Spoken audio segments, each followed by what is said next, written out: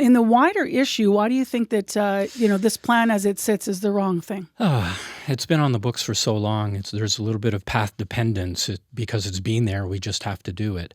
I think that the biggest challenge with this project is that it is not going to give us any of the benefits that it says it's going to. It's not going to significantly reduce greenhouse gases. It's not fiscally sustainable, certainly at $750 million now and undoubtedly going to go up. It's not going to solve traffic problems.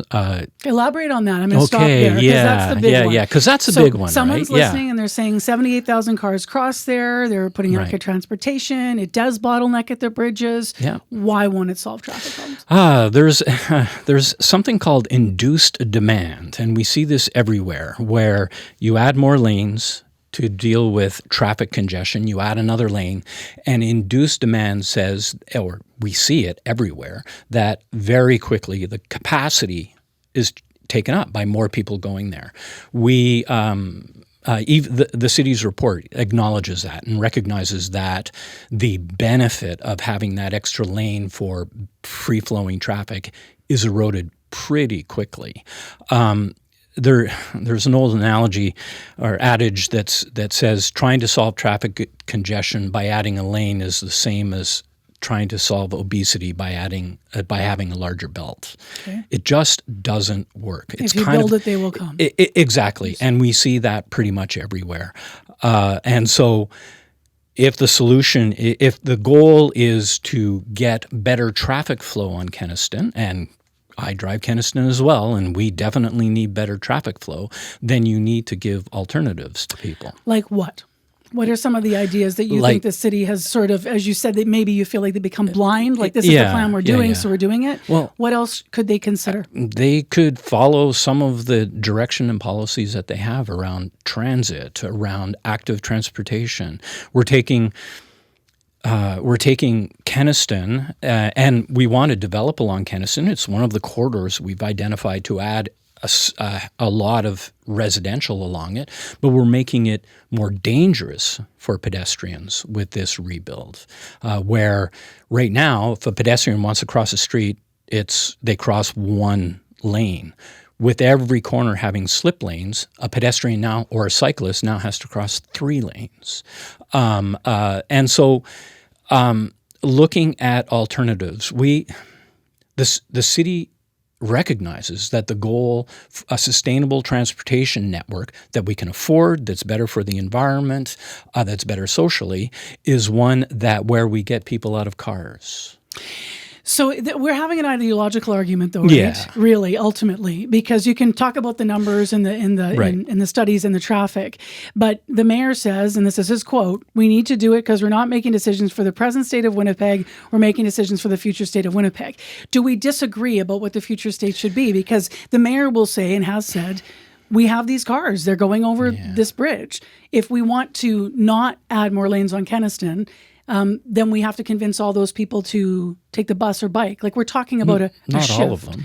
Okay, but is that really what's at stake here, or what are your thoughts on that? Well, I think when you look at things like the Transportation Master Plan, when you look at our Winnipeg 2045, when you look at the Transit Master Plan, when you look at the Pedestrian and Active Transportation Master Plan, all of these master plans have been developed and approved by City Council to move us away from the single occupant vehicle. And spending $750 million or more to widen Kenaston, 3 kilometers of roadway, 3 kilometers, that's all, it goes counter all these other plans. So I would suggest that the city does have plans that look to the future. And the widening of Kenaston goes counter all of those plans. In your press release, TLUC says Winnipeg is, quote, building more than it can maintain. Yeah. You said that here, a little bit earlier, moments ago. Can you give us some examples of what you mean by that? We have over 8,000 kilometers of roadways in Winnipeg. We have record quote, record investment in road maintenance, and yet we're not making any headway. And the reason we're not making any headway is because we have too much. We have too much road, too many roads that are being used by too many cars. If we want that fiscally sustainable thing, so our roads don't fall apart so quickly, we need to build all of those options to give people the choice to leave their car at home. The Transit Master Plan is exactly that. $200 million or $100 million invested in transit will do more for traffic than the $150 million that they spend every year on road maintenance. It will do more for the condition of our roads than a record amount of investment in road maintenance. What kind of meetings have you had with the city or the mayor to propose some of the more alternative plans? We've been talking about this for a while, and this is, I can't tell you how many times I've spoken to council, and we have spoken to council either one-on-ones at open houses or in delegations to city council about this project all the way through.